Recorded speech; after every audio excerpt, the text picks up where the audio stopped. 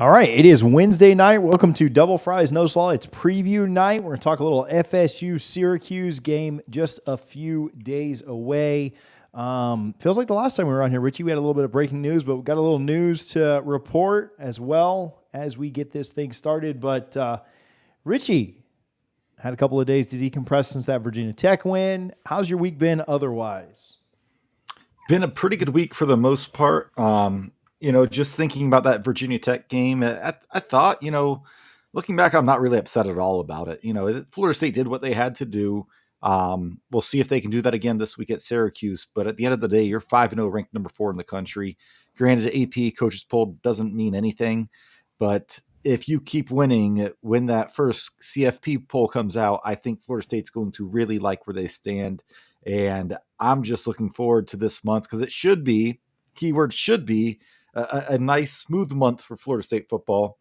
We'll see how it plays out, but, feeling pretty good about the season so far. I like where we're at. I like the guy that said TJ over under on 2.5 minutes late. Under, because it was just 2, so it was under. So 3.5 next time. Yeah, feeling good after thinking about the game and rewatching a little bit. We took a little bit of issue with people that were kind of all over the defense. The defense gave up 10 points, and a lot of that was pretty aided by the officials. And so, maybe don't have as much of a problem as I thought we did at one point.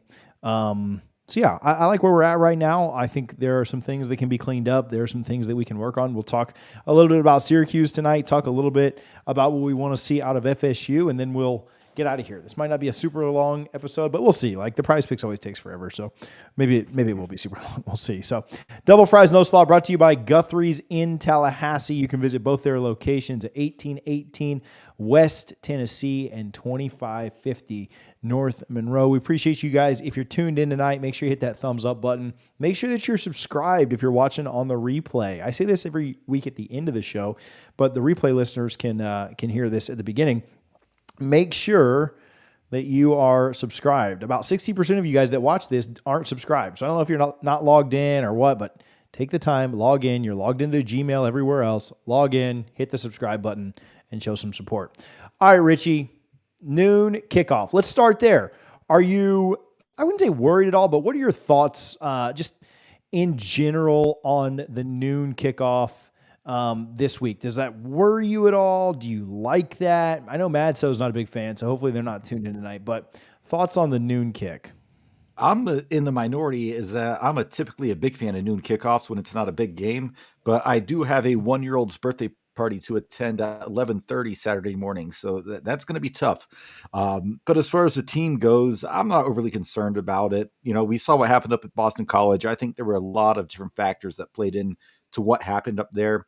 I'm a big fan of just getting the game over early in the day, get the win so I can just relax and watch the rest of the college football. A lot of big games this week. So, the noon kicks don't really bother me. I get why a Madso, like a local business, or if you're a fan going to the game, would not prefer a noon kickoff. But as far as the team goes, I don't think it would have much difference whether this game was at noon and Doak or at 7:30 p.m. on ESPN. Yeah, no, I'm the same way. I think that getting the game out of the way when I'm in Tampa. Now, if I'm in Tallahassee, I love the 8 o'clock kickoffs. I get it, right? You get to tailgate all day, you have more fun, you're staying the night anyway.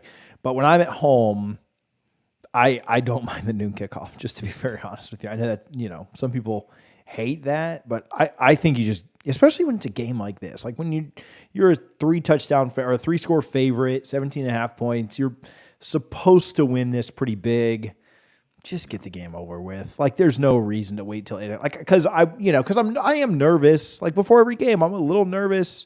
So just get that out of the way, get that over with. Let's get to the rest of the games. Hey, Richie, I like this. And I think it's good for the team too. Like, I think, it's harder for the road team to get up, get going for a noon kick. That's when it's going to be the hottest if you're Syracuse coming from up north.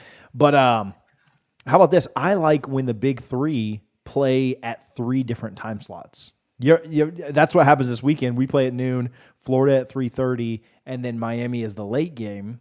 I like that a lot. because then I get to watch all three of them without anything like interfering. I can focus on those and cheer for, this weekend I'll cheer for my Gamecocks and my UNC Tar Heels. So I don't know, maybe I put too much thought into that, but that's something else I like about the kickoff lineup this weekend. Yeah, I don't know how much of that Florida game I'll be watching because, we got Washington and Oregon this weekend at 3:30, so that'll probably have the main spot on my TV. But yeah, I do like the idea of being able to watch all three at different times because especially when you get late in games, if there's multiple close games, that you just get so distracted. So if you're a Big Three fan planning to watch all three games, that this week could not line up any better for you. And the nightcap with North Carolina, Drake May, going up against Miami, and oh, by the way, they get the receiver back. Oof, that's going to be a fun game to watch, I think.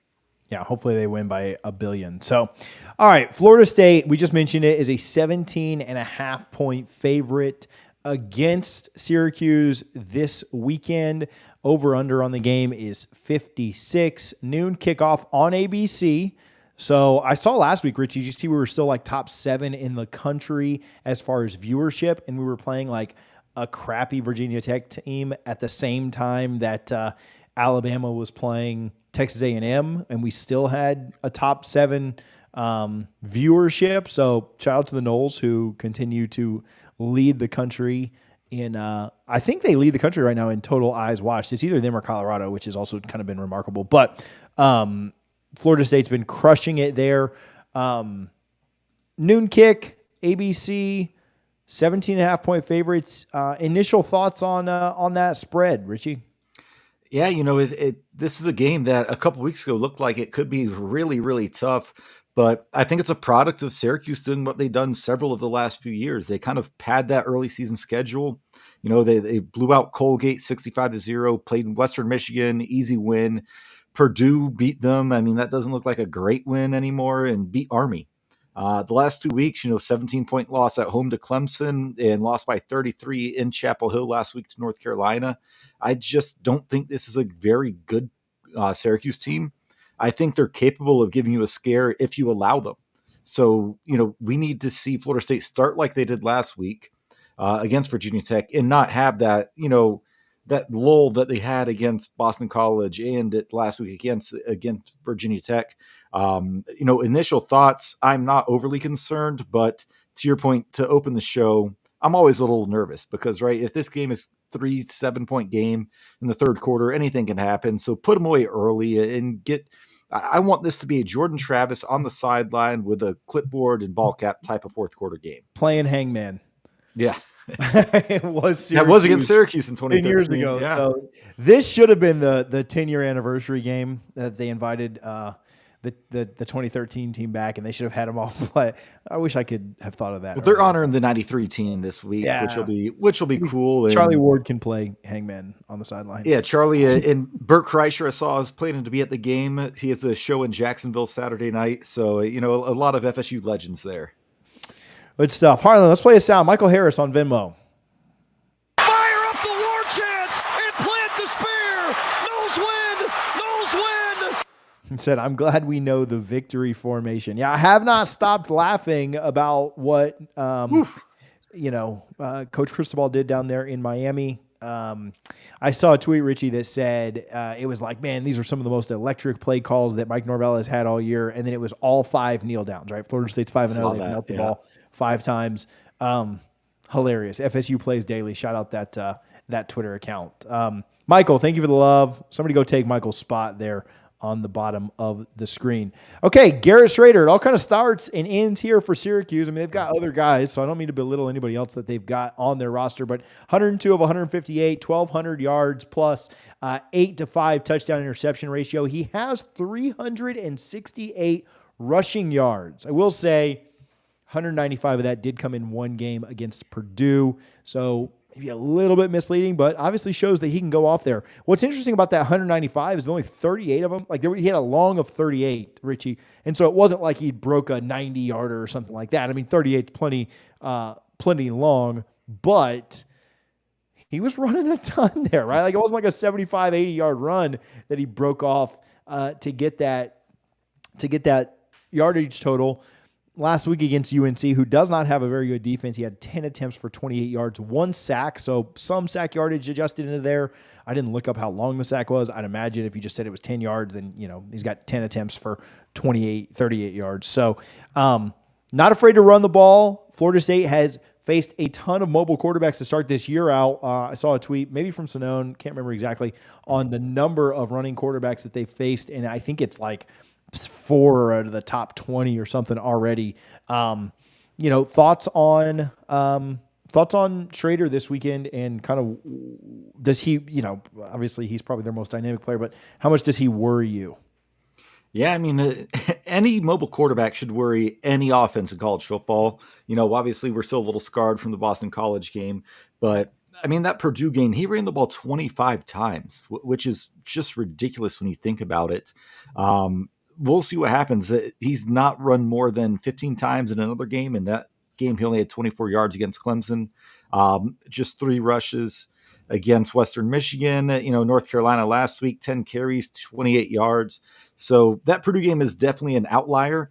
But again, any mobile quarterback, it scares you a little bit, because when you get in that 3rd and long, and I think Florida State's done a really good job this season of forcing those, 2nd and long, 3rd and long situations where he can just take off and run. You never know. But overall, I'm not overly concerned. If he runs the ball 25 times against Florida State, I do think the defense will make him pay. I think this defense has been really solid the past few weeks. So I do think he'll get some yards, and I think we have him as a more or less in our prize picks coming up at the end of the show. So somewhat worrisome, but, not to the point of, Boston College's Castellanos had against us, because we even talked about it going into that game.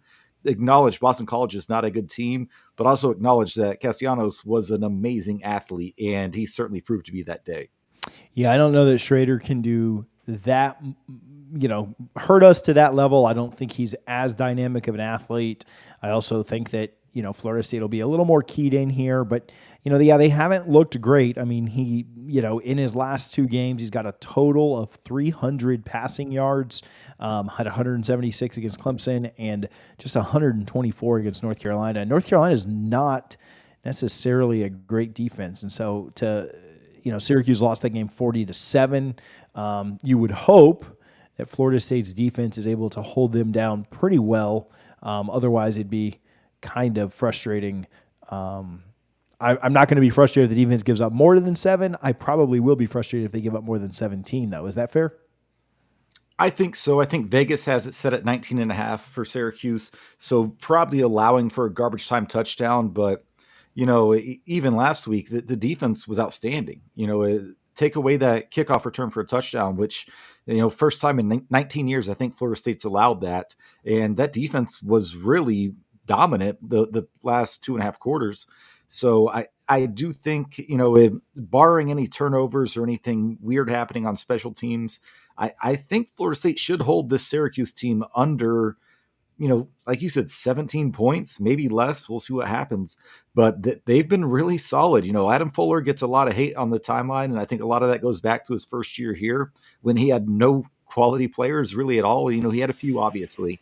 But, this team is, they're pretty talented. They're not top 5 in the country in talent, but they're certainly playing like a top 5 team in the country, as the polls would suggest. What did I saw the stat that there's been like 24 second half possessions, or maybe 25, and Florida State's given up 3 touchdowns, and they've scored 2 themselves. So that's a net of 1. They've been really good in the second half. And then, when you look at the games, again, we talked about this on Sunday, but you gave up 17 points to LSU with your starters in. Backups did give up a touchdown late. Would you give up 13 to Southern Miss? You gave up 22 to Boston College. That's kind of the outlier. But then you gave up 24 to Clemson, but you scored 7. And so a net of 17 there. And then you give up 10 to Boston College. Man, that average is really not bad, Richie. You're talking about 14, 15 points a game.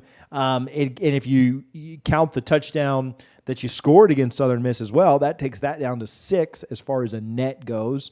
And, at that point, you're talking about a 13-point a game or so average that this defense has given up. Not terrible, right? For as much hate as Adam Fuller gives up, if your defense is giving up 17 or less, I mean, you're going undefeated. You're going 15-0. So keep giving up 17 or less and keep winning, which they should be able to do this weekend. And I think even if you gave up 17 with your starters and gave up a garbage time touchdown to get them to 24, like, I'm not super concerned about that. I mean, I don't want to give away my score prediction, but I think Florida State goes over 40 this weekend. I feel fairly confident in the offense kind of turning it up this weekend and getting going. So I think if they wanted to kind of keep the foot on the pedal, they certainly could have last week against Virginia Tech. So leading rusher, LaQuint Allen, 4.6 a carry, 401 yards, 7 touchdowns. A lot of that is against some of the lesser competition. Obviously, they have not been very good against the ACC opponents that they've played, Clemson, North Carolina. Granted, those are 2 of the better ACC opponents out there, so won't hold too much against them. S&P Plus says they're 54th offensively, 34th defensively. For perspective, Florida State's 15th and 21st. So Florida State should kind of manhandle in this game. Richie, I think something that people were happy to see this week was the running game being back and looking like last year's running game that finished the year. Trey Benson going for 200 yards in the game. Do you think the running game can stay hot? Do you think they found something against Virginia Tech that can kind of carry them this year? What are your thoughts on the running game overall? Yeah, I think they can definitely have a good week this week. We'll see what happens when they play some, better defensive lines, because I like the offensive line. I don't love the offensive line. Trey Benson, he showed, I don't know if you saw today, TJ, but there was a Twitter account, Real Analytics. Benson got up to 22 miles an hour on the 85-yard touchdown run. Tyreek Hill's top speed this year with the Dolphins was 22.01 miles an hour. So this is a man at 220 pounds is just moving when he gets into the open field. Now, he doesn't have that quite acceleration that you'd love to see. And if he had that, he'd be a first-round draft pick at running back. But I liked what I saw from the running game. I think Mike Norvell, we know he wants to run the ball. He's a very proud coach, and he wanted to take that bye week to get with Coach Atkins and say, listen, we're going to figure this out no matter what it takes. And he certainly did. So I hope we see more of that this week. Take away the 2 explosive runs by Benson, and they were still solid if you look at the stat line. So I like where the run game is at. I'd still like to see more consistency and improvement. And I think this week certainly offers you that. So we'll see what happens. But, I think this is a game where you want to come out, start fast, and control the game on the ground with a little bit of tempo. So I'm excited to see that aspect of the game and the game plan for Coach Norvell, because, again, he's a proud coach. And, you're going to give an update on Johnny Wilson here in a bit, but you might need to lean on the running game a little bit more depending on how these next few days go.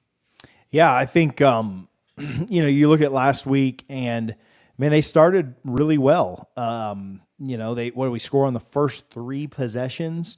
And then I think, was that 4th possession kind of hampered by the penalty call, the kind of imaginary holding, and then the DPI that didn't get called, or it might have been the next one, but they had to punt on one of the next 2 drives, and then which was a drive that kind of had back-to-back rough calls that maybe ended it. They didn't call a DPI on Ja'Kai Douglas running down the sideline, which we did a ref video earlier this week, and they didn't call the late hit on Jordan Travis. They also kind of called a phantom call on Casey Roddick that I have watched 16 times in preparation for that ref video and still never saw. But, offense looked good to start, and so that's what you'd like to see.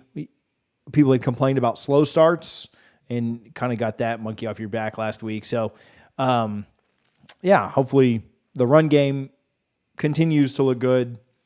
Slow starts are a thing of the past, and we can just kind of go out and roll, get a bunch of backups time in this Syracuse game. You haven't got to do that as much as you want to. I think you did against Southern Miss, but really that's been it. And so, a little bit here in this last game, you get some defensive guys some time against LSU, but you'd really like to get some backups, some burn. We thought we were going to have a lot of blowouts this year. I'm not at all upset with the way we've played this year, but you'd certainly like to get a little bit more out of your first team if you can. Listen, John, I want to ask you about this, and I don't want to get in trouble or yelled at here, but Jordan looks like he's throwing a little weird. Have you seen some of the Knowles 247 stuff on this? Like, it feels like he's throwing off his back foot weird, kind of leaning away from things. Now, from what I can tell, it's not really impacting where the ball goes, but it is something that I'm noticing, and it looks like he's almost like shying away from contact, which I think he does a really good job of contorting his body, and you saw that against Florida last year when he was kind of running away and diving in the end zone and everywhere else. I think that's been impressive. And so, but it's not just on plays where there's a guy like right in his face about to hit him. It seems like he's doing it on every throw where he's kind of like turning weirdly on his back foot. Again, doesn't seem to be impacting where the ball is going too much. And so the touch is still there, but I don't know. It feels like kind of a weird hitch. I do think he was better this week against Virginia Tech, but any thoughts there on JT? Yeah, I think, we all know the past few weeks that, last week he looked the healthiest he's looked all season outside of the start of the LSU game. I do think he's been banged up, and that's no secret to anybody. So I do think he's probably been trying to protect himself, and maybe it's just a defense mechanism that's turned into I don't want to call it a bad habit, but just him being, subconscious about saying, oh man, let me protect myself here. I think one of the best things that could happen to him would be to take a solid hit against Syracuse throwing the ball and feel just fine, get up and say, okay, my body's great. I'm good. I'm healthy. I got nothing to worry about now. So I do think he's been protecting his body, even if not intentionally and just subconsciously doing it. But I think, like you said, his throws have been fine for the most part. It's a shame that throw to Ja'Kai Douglas was a beautiful throw. That probably is a touchdown if the ref makes a very easy DPI call there. But I'm not overly concerned about it. Like I said, I think this week, next week, he's going to have some opportunities to quote unquote get right. And the more confidence he gets in his body and his health, the less we'll see of that. So I think Jordan Travis is going to be just fine. And I do expect him to be playing his best football in the month of November when they're going to need it the most if they do plan to make the college football playoff. I don't know if you have to go 13-0, but I sure would love to see this team do it and just remove the committee from the equation entirely, because the 13-0 Florida State team, I don't care who else is 13-0, Florida State is in the top 4 in that situation. Yeah, there's zero chance. Okay, here's a good one. We'll get to the playoff thing in a minute, but like this is a good segue, and then we'll talk a little bit about Syracuse's head coach Dino Babers. 13-0 Florida State, 13-0 Georgia, 13-0 Oklahoma, 13-0 Michigan, and 13-0 call it Washington. Who gets left out? Washington. Okay, no love for the Pac-12. I think the brand will have a serious case there, because Washington's resume would look really nice at that point. I think it's between them and Oklahoma at that point. I was going to say Oklahoma is mine, just because they got the win against Texas, but like now I guess if they had another win against Texas in the Big 12 championship, like, and Texas is still top 10 at that point, like, man, that'd be strong. But I don't know that Washington's going to have a good resume, man, with wins against, if they go undefeated, Oregon, a win against the top 10 USC team, if they can continue to kind of like tread water and skate by, possibly Oregon again. So yeah, I think that, but it's not us. Like, we're in, like, there's no doubt about it. Especially if we play like a 11-1 or 12-0 Louisville or something like that. Like, I think we're pretty set. Okay. We'll get to our playoff. But I don't see any more than 2 undefeated teams left heading into the playoff. These leagues are going to cannibalize themselves. Georgia's going to be undefeated. That Alabama might be Georgia in Atlanta, and that makes things very interesting, because then you start asking yourself, does a 12-1 Alabama team belong in over, a 12-1 Pac-12 team who won their conference championship? So I think there's definitely some drama to have it towards the end of the season, but Florida State's going to win. If Florida State is 13-0, they are going to be in. I have no concerns about that. Yeah, what I think with the College Football Playoff Committee is they're kind of fickle on conference championships. Like, you get credit for winning them, but you almost don't get penalized for losing them.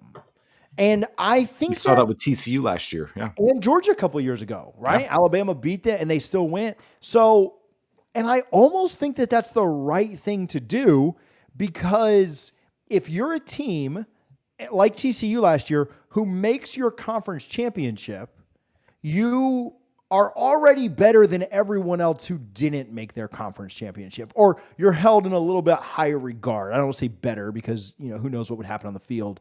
But if you make your conference championship, you shouldn't be penalized for losing to another great team while somebody else sat at home because they couldn't make their conference championship. So in that scenario, if Florida State's 12-0 and they go lose to, let's say UNC makes it, but they've got a loss or two, whatever, right? Like they lose to a team that's not going to make it over them.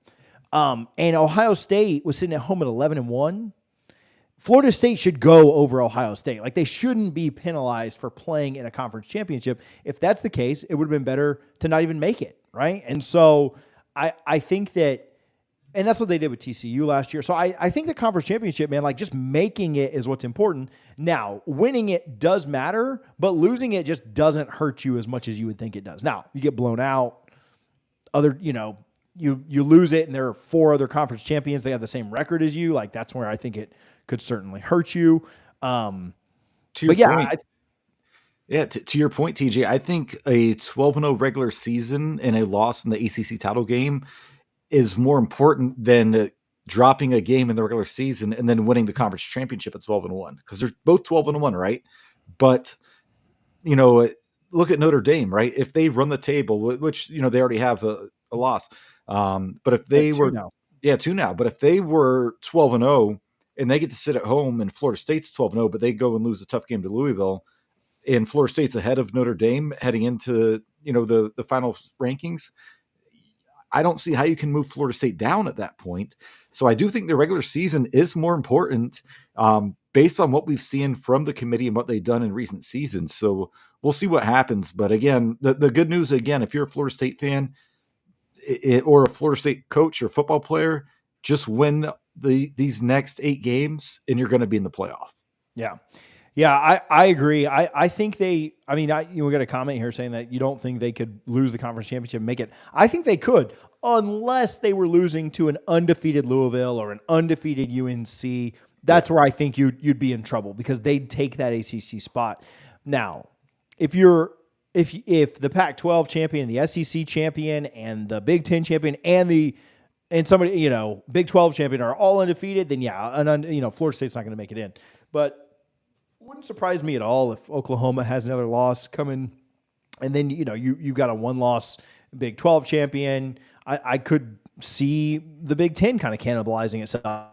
I could see the Pac-12 cannibalizing itself with Oregon and Washington and USC and all those teams out there. So Utah, if Rising gets back. So yeah, I'm not as worried about that. But you're right though. Control your own destiny. Go out and win. You're going to be what game do you think Florida State is favored by the least in the rest of the way? I think it's Florida. Just for the record, like I could see Miami, but I just think that because it's home and away, that's 6 points. I think it's UF. So I think Florida State's favored the least over Miami, but I think Florida's your toughest game left, just going into the swamp. So I think they'll both be close, but I think those are the 2 games. But I think Vegas will probably now. This depends on what if North Carolina goes out and boat races Miami this weekend. Yeah, that changes things entirely. I still think Miami's a good team. I still think they're talented and tough. They kind of dominated that box score. Just Tyler Van Dyke just completely gave Georgia Tech every chance they could hope for. But it's wild when you look at Billy Napier's record on the road versus at home. I like I said, so I think Florida's probably the toughest game left just because of all the pressure that will be riding on that if you are 11-0. But I think Miami will have the smallest spread left this season. Yeah. I could see it. I could see it both ways. I could see you being like an 8 to 10 point favorite against Miami, maybe 7. Maybe that's the right number for that game. But I wouldn't surprise me if it's a little bit more. And then it being like a touchdown or 8 points against Florida because you're on the road, 6 points, to where if you were playing Florida at home, maybe that'd be like a 14-point spread. So anyway, all right. back to the Syracuse preview, since we've gotten distracted here. Dino Babers blames the lack of depth at Syracuse on NIL. Our depth is in the transfer portal. You know how many guys we lost? You know what schools they play at? Schools like us, we're not going to have a lot of depth because it gets bought away. Last year's game, he's talking about against Florida State, showed me exactly what name, image, and likeness can do, Babers said. Because the year before that, we went down there and they kicked a field goal for the very last play to beat us. 2 years before that, we went down there and we were kicking a field goal to tie them, and it got blocked. It showed me how quickly you can change a football team. So I have some thoughts on this, Richie. I'm sure you do too. But what I will say is that I do agree that Florida State has certainly built up their team through the transfer portal. Obviously, I believe they've only taken one player from Syracuse. That's Deuce Spann, and I really don't know what hit. Oh, no, he was at Illinois. I'm mixing up the colors. We've taken nobody from Syracuse, right? Unless I'm missing somebody. They were talking about that Chestnut kid that we never ended up getting him. Well, they have a DB that's now at Ohio State and one at LSU. So, but like what we haven't played. No, we haven't. No, but I think that's a little bit disingenuous because Florida State. I mean, you back up to where Florida State was really, really bad and say like, oh, well, we were close to them 3 years ago. But then if you back up like 4 years before that, like we were blowing them out every single year. So like, I don't know. I think it's a little disingenuous to just say like, yeah, like it's all NIL and that's how they were able to take all of our players. I guess in theory, I understand and I get what he's saying, but I don't necessarily know that this is Florida State's always, Syracuse has always been a doormat to Florida State. And that's not me trying to be a jerk, but that's just kind of is what it is. So I think it's a little disingenuous to blame it on NIL now. Like Florida State wouldn't have gotten back and been a lot better than them even without it. So I don't know. Maybe I'm just being salty. What do you think? I think he's got a point, and I think his point stands because you got to think. Look at Wake Forest right now. If we had to play them with Sam Hartman, that's a much tougher game. NIL certainly played a role in him going to Notre Dame. I just think it's an issue that these middle to bottom dwellers in these Power 5 conferences are going to have to face. And it's not unique to Syracuse. It's going to be a Georgia Tech thing. We saw it with Jahmyr Gibbs. It's going to be a Vanderbilt thing if they get a guy that looks like a future, potential first round draft pick. And it's the truth. And guys, go give to the battle's end right now, because Dino Babers has a point. Now, granted, it's not a good look coming off of 2 blowout losses to start saying this. But yeah, NIL is going to change the game, and we'll see as the rules change because they're going to continue to change. But, Florida State, like you said, TJ, we haven't taken anyone from Syracuse, but we've certainly benefited getting guys from Michigan State, Keon Coleman, even at Albany, like Jared Verse and, Oregon, Trey Benson, it doesn't matter. But I think it does show that the top programs, the biggest brands that have the most dedicated fan bases are going to be successful. Now, ultimately, you want to build your program mainly through high school recruiting. And this class this year is looking like Florida State's moving towards that way.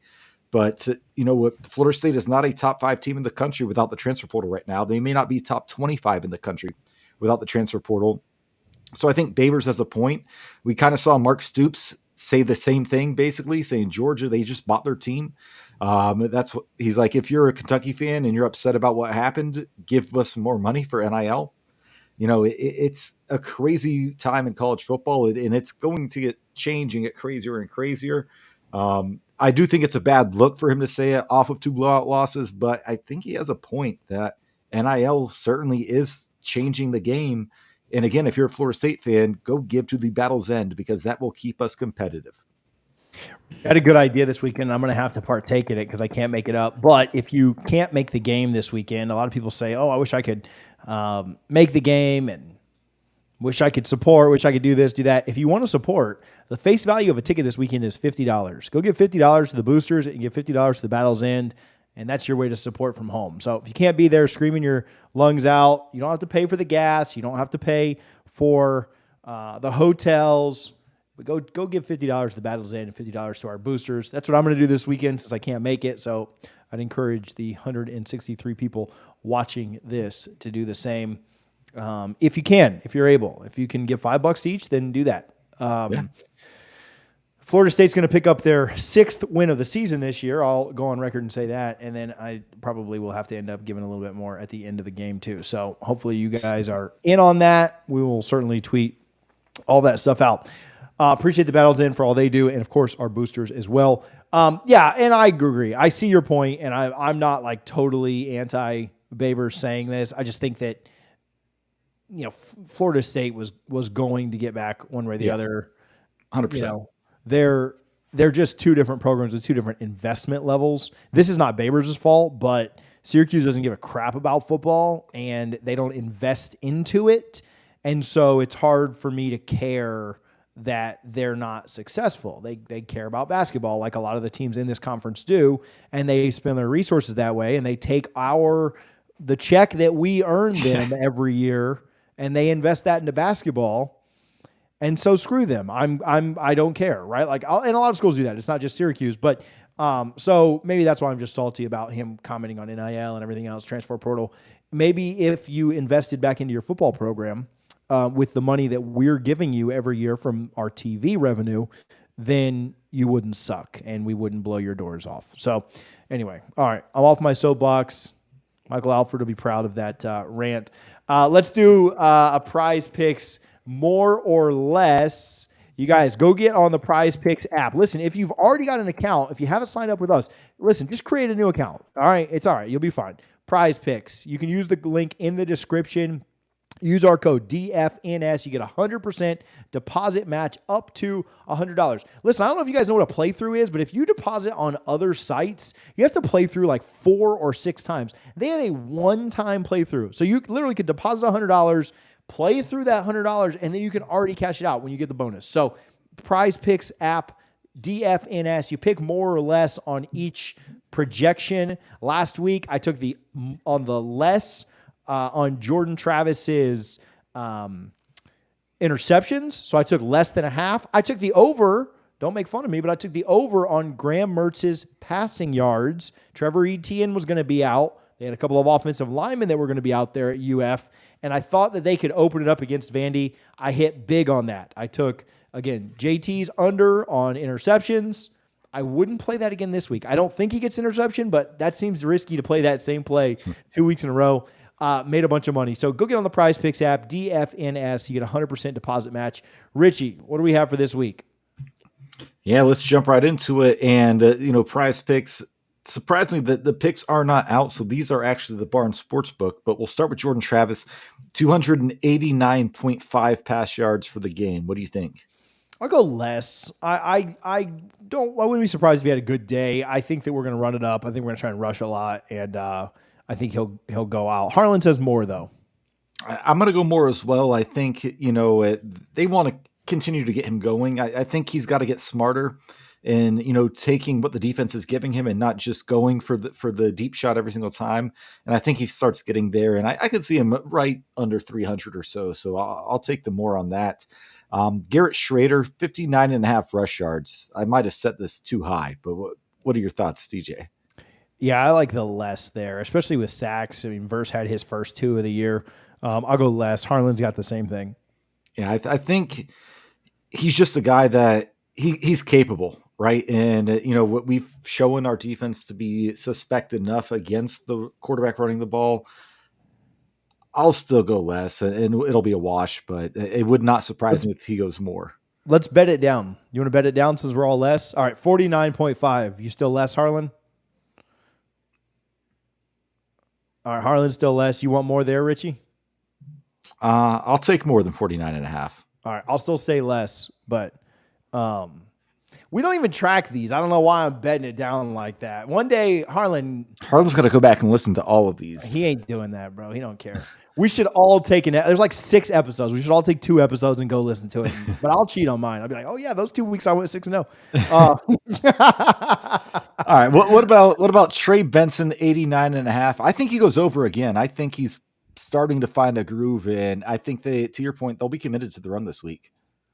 Yeah, I'll go more on this one. I think he gets – I like him to break triple digits here. And Harlan says more as well. Yep. Keon Coleman, 79.5 reception yards. I'm playing towards the Jordan Travis. And some news, TJ, you kind of we haven't even touched on. I'm going to say more based on who might and might not be playing. Yeah, I'll go more on Keon. We'll talk about Johnny Wilson here in just a minute. I totally passed that up and forgot about it. So I really wasn't trying to get you guys to listen to the whole show, but you did anyway, and so we appreciate that. But yeah, I got more for Keon, and so does Harlan. Syracuse 19.5 total points. That's the actual Vegas number. I'm going to take less. I'll go less here. Harlan's going to be a hater and go more, I can already tell, but I'll go less than 19.5. Yep, there it is. Sorry, more. And the last one, I'm going to take the more. I'll just go and say this it. Is fun. Florida State, 1.5 QB kneels in the fourth quarter. I'll take the less on this. Logic there is that they have the backups in. They want to get the backups some rushes. They'll kneel it down on the final play, but I'll go with just one kneel down for the game. What's hard there is like if Syracuse somehow ends up with the ball last and like gets to throw a Hail Mary with like 2 seconds left or something, down by 30. Yeah. But so I'll go less. And Harlan's got less as well. All right. So that'll be it for that then. And we will get you guys caught up on this eventually. No promises. Yeah, we'll each do 2 this week to make it better. So we're just crappy people. All right, Johnny Wilson. I'm hearing, actually, since the time that we've been on, I'm hearing that Johnny did not practice the last 2 days.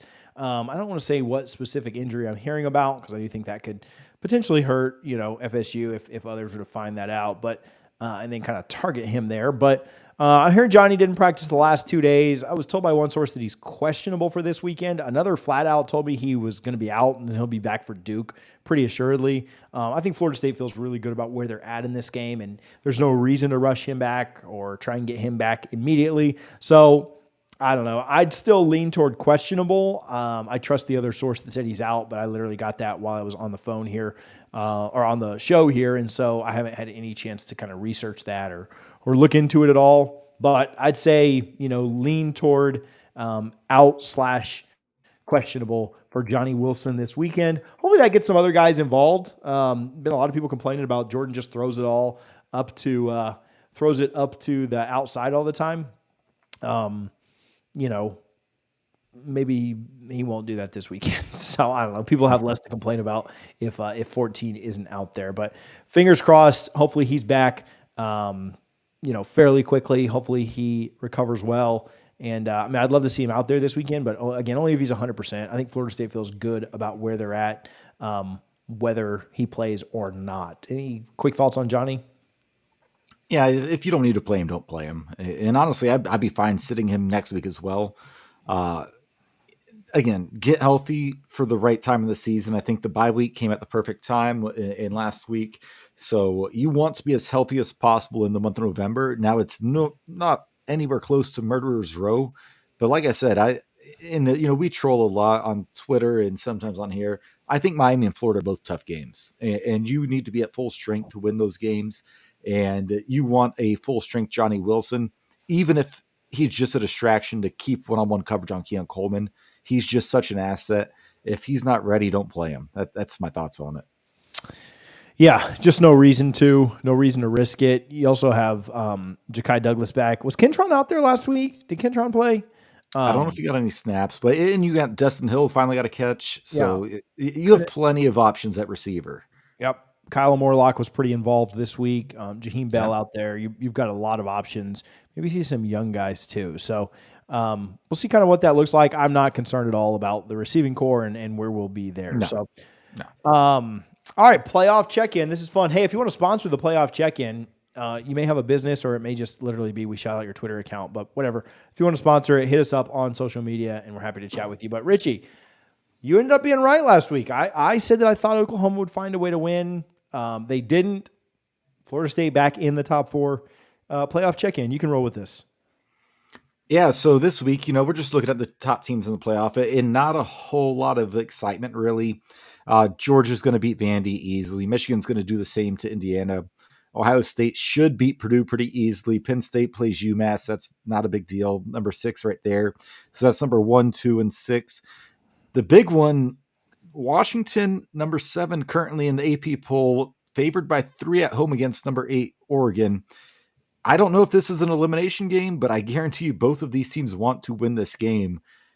And I'm leaning Oregon, TJ, even though Washington's favored here. Man, I like Dan Lanning a lot, and Penix has Yeah. been really good, but I just don't necessarily know that I trust Washington until I see him do it. I know that Oregon is a program that's done some really good things. So, yeah, I think I'd lean Oregon on this as well, but nothing would shock me, right? Like, I don't think either one of them have played incredible competition by any means. I mean, Oregon, did look good against a Colorado team that surprised some people early, but I don't necessarily think that they have a great win yet. They were kind of close against Texas Tech. And then same thing with Washington. Washington, who have they played? They're 5-0 as well. Beat Boise State, beat Michigan State, who's, in all kind of calamity, close game against Arizona. So I don't know. But I think this game will be a lot of fun. I could see it going either way. I'd probably lean Oregon just because I've seen them do it. I trust Dan Lanning. But I think that one will be a fun one. I think there are some other fun games this weekend, though. Not a ton with the playoff contenders, but I think there are some games out there that are worth watching. I think Texas A&M and Tennessee is fun. Yeah. A&M already 4-2, and so they could be staring 4-3 right in the face with a trip to Tennessee. Tennessee's a 3-point favorite there. Louisville goes on the road to Pittsburgh. Pittsburgh not very good this year, but never an easy place to play. I think that one could be fun. Notre Dame, USC. USC has struggled. Notre Dame's a 3-point favorite at home, but they just got throttled by Louisville. I remember growing up when it was like Jeff Samardzija and Brady Quinn against, Reggie Bush and Matt Leinart. Those Notre Dame USC. Bush, yeah. Yeah, those Notre Dame USC matchups, man, were phenomenal. I had a buddy who's a huge Notre Dame fan, and I've been to a couple Notre Dame games with him, and I loved watching them, man. They were so much fun. So that's a kind of one that's fun for me to kind of look back on. Miami, North Carolina, obviously the rivalry, and then Florida up against South Carolina because of the rivalry. Duke, NC State. I want to know if Leonard plays. How's he looking? How is that situation progressing? I don't even know if you've heard anything on him when he may come back. I saw Hale put out a couple of days ago that his status was uncertain still. But if he's uncertain against NC State, that means it sounds like he's kind of edging closer to be back. Could be back against us. I think that's certainly interesting. If he plays against NC State, I'd certainly expect him to play in Tallahassee unless he re-aggravates something.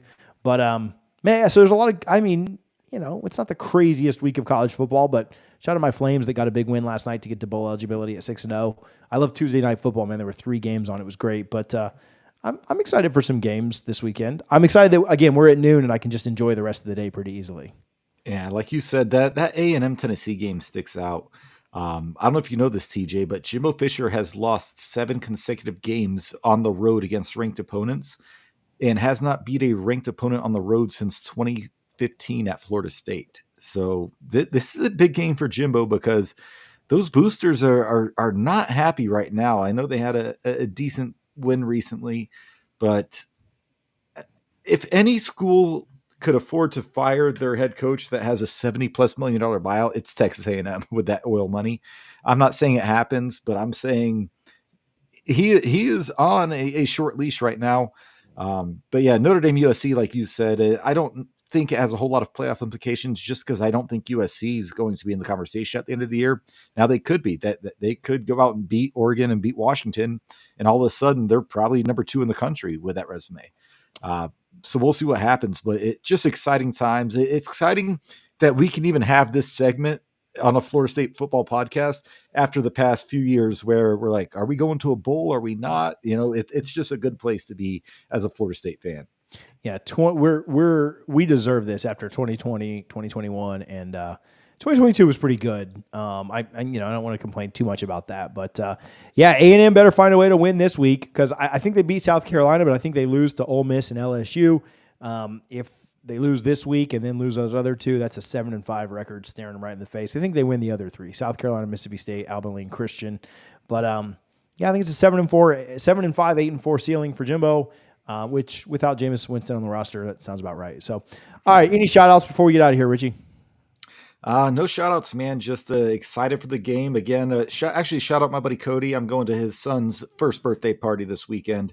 That's going to conflict with his Florida State game, but I will figure it out if I'm on my phone at the pool, just watching it that way. I will find a way to watch. But yeah, shout out him and his son. Good stuff. Well, I appreciate you guys that tune in. Make sure you're subscribed. We did a ref video that you guys probably already watched this week. We did another video on the ACC scheduling, what happens if Florida State, Louisville, and UNC all finish undefeated in the ACC. Appreciate you guys for tuning in. Love you guys. Talk to you soon. Go Noles.